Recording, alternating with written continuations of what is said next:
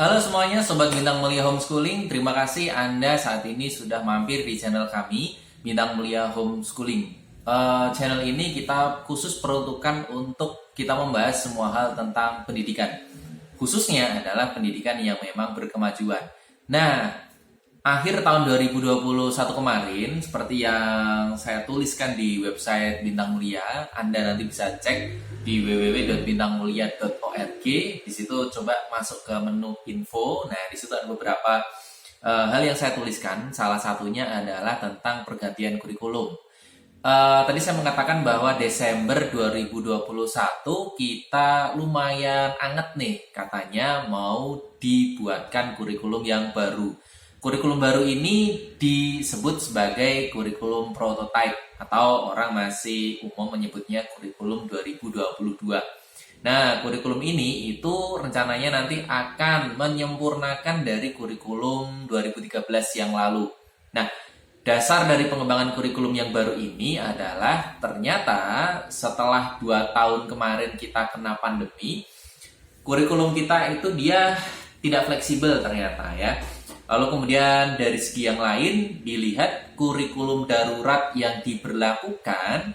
Kurikulum darurat ini kalau boleh saya jabarkan adalah ramuan pembelajaran, ramuan proses pengajaran guru, siswa, sekolah kepada orang tua yang dilakukan secara daring. Ternyata ya walaupun banyak sekali kendala, ternyata cukup memberikan efek yang signifikan terhadap peningkatan kemampuan penguasaan literasi siswa dan siswi Indonesia. Nah, menarik ya. Padahal kita tahu kuliah atau pembelajaran daring ini banyak sekali drama yang ya harus dilalui, tapi ternyata cukup memberikan sentimen yang positif terhadap perkembangan literasi. Nah, berawal dari situ akhirnya diperoleh gagasan bahwa ketika nanti COVID sudah selesai, kayaknya kita nggak balik ke kurikulum 2013 deh. Harus dilanjutkan adanya penyesuaian dari kurikulum yang sebelumnya, yaitu selama darurat pandemi kemarin. Akhirnya lahirlah yang disebut konsep kurikulum prototype atau kurikulum 2022. Nah, menariknya di sini setelah saya share tulisan di website tadi itu yang saya ceritakan, banyak sekali orang tua yang bertanya, konsultasi, diskusi ke kami. Mereka cukup bingung bahwa apakah benar jargon ganti menteri, ganti kurikulum itu akan selalu langgeng. Kalau untuk bagian ini saya menjawab ya langgeng sih. Artinya gini, tiap orang, tiap kepala ini kan mereka pasti punya pemikiran yang beda-beda. Nah, setiap kali ganti kepemimpinan, saya yakin beliaunya ini pasti punya ide yang lain daripada pemimpin yang sebelumnya. Pikiran saya sesimpel itu sebenarnya.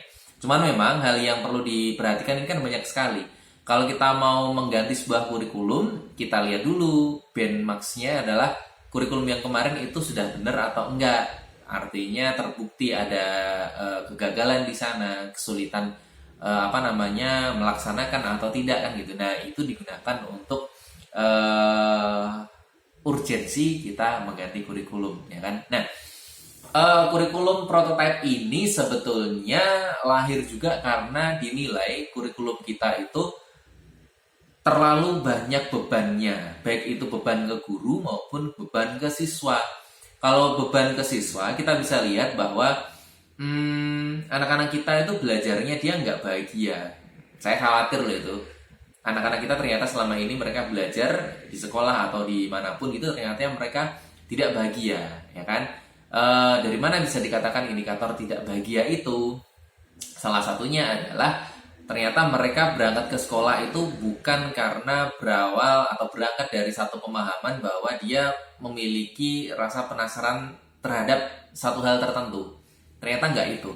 Mereka taunya memang karena ya sudah saya disekolahkan oleh orang tua saya, usia saya saat ini usia sekolah, ya saya mau kemana lagi? Berarti saya harus sekolah dulu.